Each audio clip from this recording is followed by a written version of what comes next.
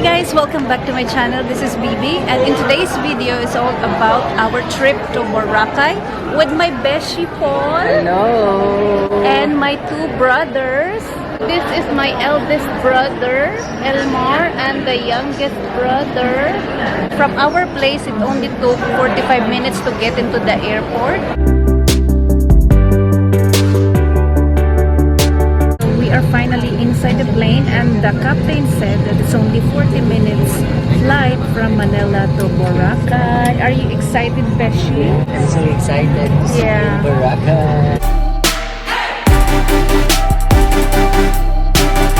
We safely landed here in Boracay, or outside the airport. And to go to the port, if you don't have a van or someone from the hotel who will gonna fetch you from the airport, there are tricycles. These are the tricycles, and it's only 75 pesos going to the port.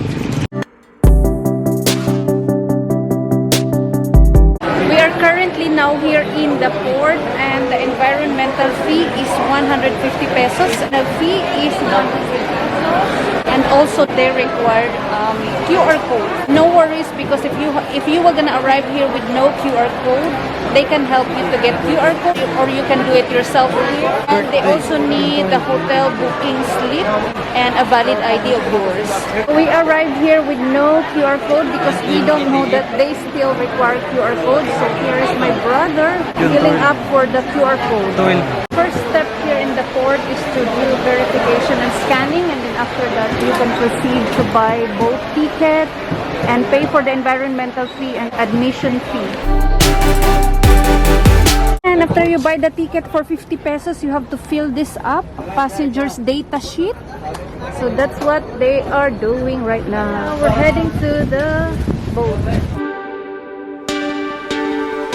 We just arrived here in the island of Boracay, and we are now here in the trike.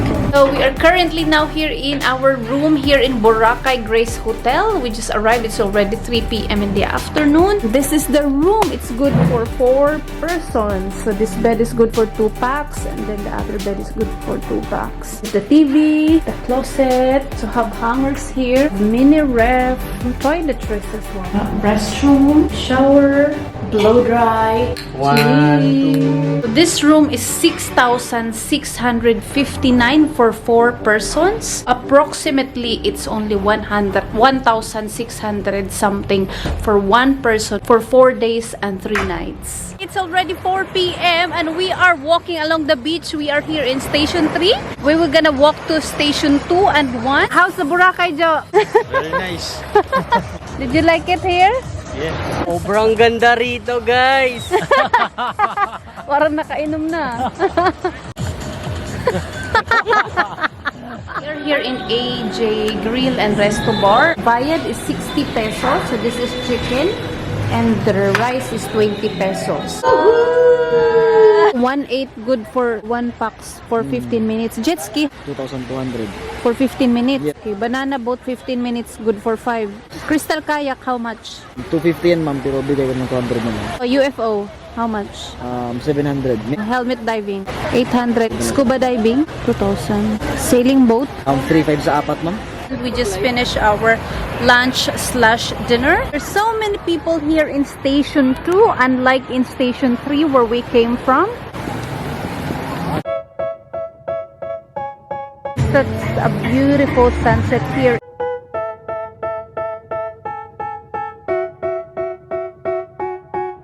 They tell me that I'm never gonna make it. They want me to do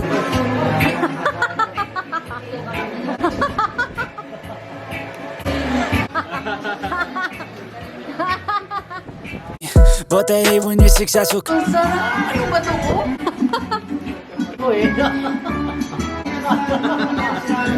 This straw can be eaten. This is a rice straw. On your boss, don't do anything that I wouldn't do. And when you're making money, make sure you don't spend it too soon. Fuck. You can buy Boracay t-shirts here. This is 6 for 580. This is 250. T-shirts, muscle shirts.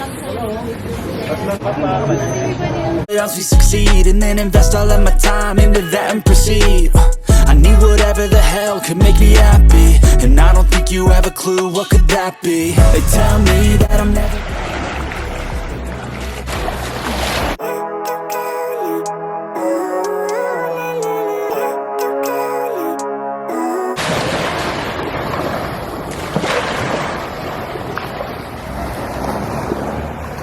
Wow, look at the beach. So beautiful.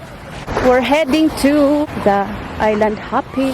So we are just waiting for our island tour. It's my birthday. Happy birthday to me. What is your wish, Noy, to me? Dahil lagi hapon na mga pinilawas ng mga tagkabayan. Salamat na. Oh, what about you, Joe? What's your birthday to your sister? Good health and more blessing. Wish you good health. Siyempre, love life. And happiness in life. So you can buy some water for the island tour here in 7-Eleven. We were gonna ride a speedboat first, going to our boat. Go. Go, go, go, go. Some better days, cause all I want, and I pray, I believe in the better days. I'm kinda stuck between a rock and a hard place. Do I work hard or live in my... We're currently now here in our boat for the island hopping tour. It's only 600 pesos per pax. No shame, wait no, it's sleeping in on Sundays. I guess it's different for each of us and that's okay. Well, I just wanna be happy, how to get there, glad that you asked me. I think it's different for everyone, some of us need work, others need fun. I was here last year, 2016, with my cousin, so this is my second time here in Boracay. Amazing color of the water. Living life, every day. Puka Beach, there are some locals who will gonna offer for taking pictures, so you just need to give them some tips to support the locals. There are a lot of tourists. And I pray, I believe in a better day. We're about to swim now here in Puka Beach. Paul is over there already, swimming. Noy, laka na. Let's go, Noy. Go swim. Da karida. Da! Da!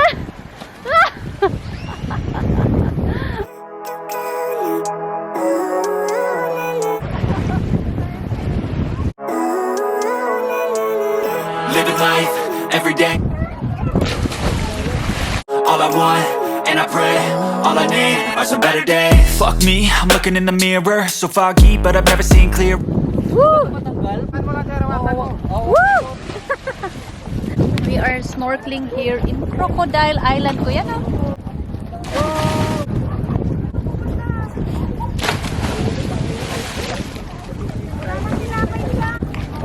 We are here in Laguna Tabon Island, and the activity here is banana boat, which is 400 pesos per pax, and also helmet diving, which is 350 per pax. But we did not avail it because we don't have a budget for it now. So we were just gonna go swim. So that's the Magic Island. We're the cliff diving here in Boracay, but unfortunately we will not go there because we ran out of time already. You can see there are people who is doing cliff diving there right now. It is a private island, and the entrance in cliff diving in Magic Island is 250 pesos. Get there, glad that you asked me. I think it's different for everyone. Some of us need work, others need fun. Some of us need purpose to overcome, but try to do what you love when it's said and done. So we are here now in our free lunch buffet, which is part of the island hopping. Now for 600 pesos, lunch is already included. There is fish, some meat, some scallops, some rice noodles, vegetables. That's our lunch for today's video. Let's eat. It's actually already 1:30 in the afternoon, so we're kinda hungry. All I need are some better days, cause all I... Step 1, wake up early, gonna rise with the sun. Step 2, get some food in you. Step 3, Parang lasing na ba siya? Wake up, today's gonna be a good day. Wake up. Our island hopping is already finished. We are back in the mainland Boracay. Today's gonna be a good day. Wake up. Tomorrow we were gonna do the land tour. And now we are here in Station 1. We are launching here in the sand under the trees. just relaxing because it's kind of hot. It's only 3:48 in the afternoon and we are planning to watch the sunset here. It's scorching hot at the moment. Look at this one. Oh, see?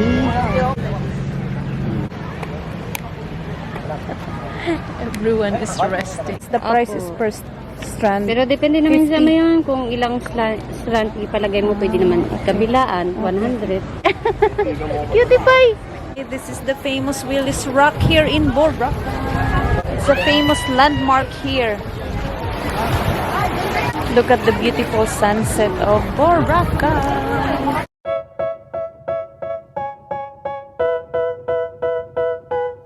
And here in Station 1, there's a soccer game. You can play here if you want. That guy. Nothing that could make sense. They hate when I keep dreaming I'll be famous, but I don't give a fuck, I'ma keep chasing. I got all this potential that's deep inside of me. Hey, look at the sunset. So beautiful. Naglukso-lukso mo.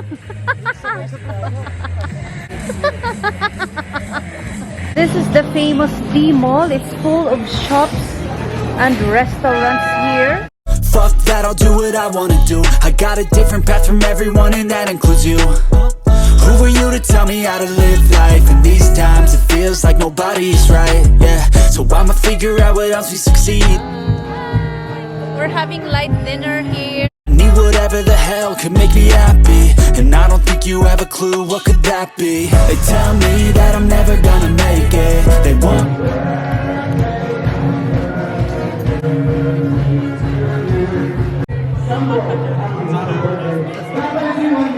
to make it. They want me to do something that can make sense. They hate when I keep dreaming I'll be famous, but I don't give a fuck, I'ma keep chasing. I think this life could be special if I get rid of the devils. They think that I am a rebel, I think they want me to settle. There's nobody on my level. They think that work is too stressful, I think that work is essential. The grind is all in your mental. It's our third day here. It's 8 in the morning and currently we were gonna do crystal kayak here. Here in Station 3 at the almost end of the Boracay strip.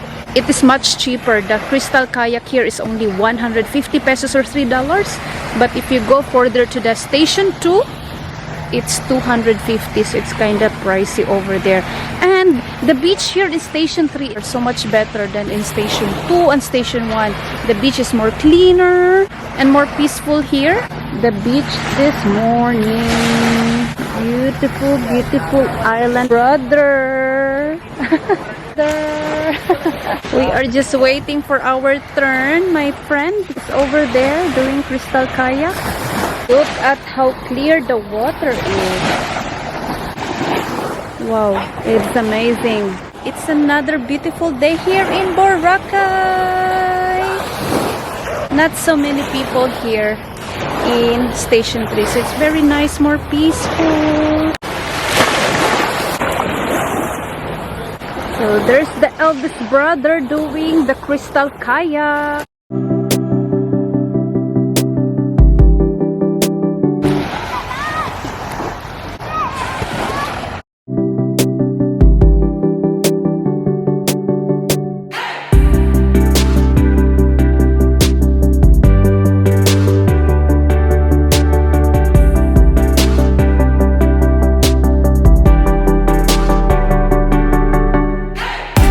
Finish our crystal kayaking and paddle boarding. Now we're heading to the land tour.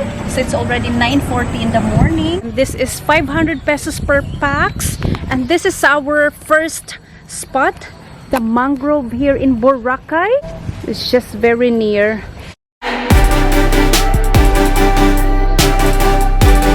This is our second spot for the land tour, the Bulabog Beach. But at the moment, the beach is not so clean right now. There's a line for the picture taking. Number 10. So that's the famous coconut beach over there.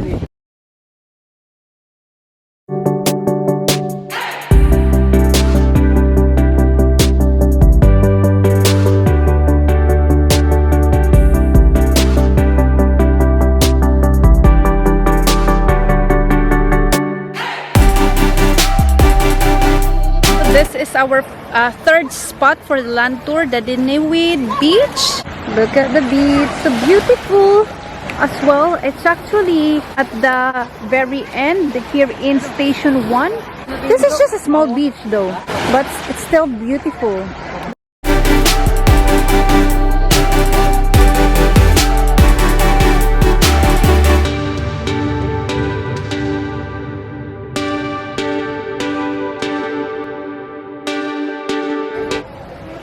So here in New Coast, there is a horse here you can rent for 150 pesos or $3. Now we are walking going to New Coast Keyhole.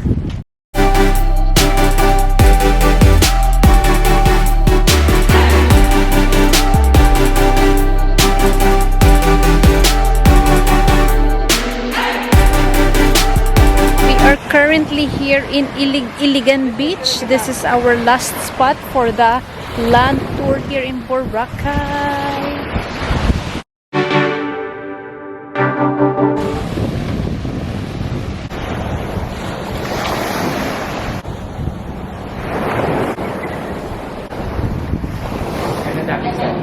So after our land tour, we are here in D-Mall Palenque. And this is their supermarket here.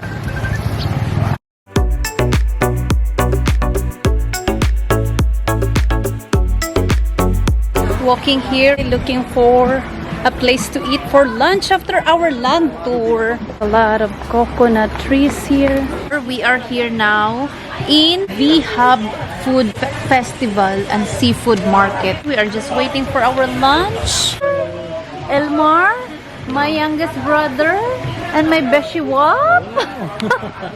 So our lunch just arrived, and this is the 1,200. So there are 4 rice, fruits, bananas, okra, eggplant, squid, shrimp, blue marlin, and scallop.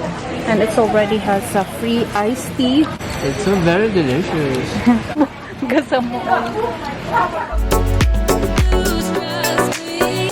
Our last night here in Boracay. Now we're heading back to the beach to spend our last night.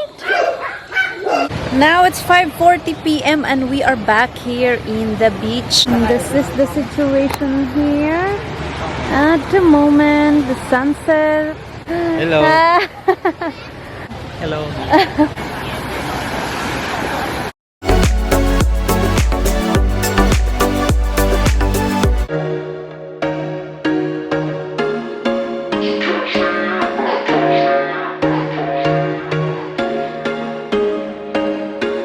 There was once a day that I would pray for you. I'd go and misbehave just so you'd notice too. Sneaking looks up and down from across the room. And damn, what a hell of a view. I feel good, you look great, I like you, I can't wait. A first time, a first day. So it's our last day here in Boracay. It's Sunday morning, and we were just gonna go enjoy the beach. Right now it's quite drizzling, it's kind of gloomy. So it's really good that we had fun, you know, for the last days we had here. So it's raining here. Okay, we're heading to the port. The port. Yes. Did you enjoy it in Boracay? Of course. I had so much fun in Boracay. We are already here now in our boat, going to Katiklan Port for the airport. And look at this port that they have here in Boracay. Look at the water. OMG, the water is so clear. Wow, that's why Boracay is really like worldwide quality beach, and it's famous globally, worldwide, because this is really amazing island, guys. So amazing how long the beach is. It can accommodate lots of tourists, and this is actually the #1 most famous spot here in the Philippines. Boracay is worth visiting. To my place, I feel We are already here in the airport, but our flight will be in 4 hours, so we are very early. So we are just waiting here in one of the canteen here in the airport. I want to show you guys the food menu that they have here in one of the canteens here in the airport. So that was the Boracay trip, guys. See you in the next vlog. Bye!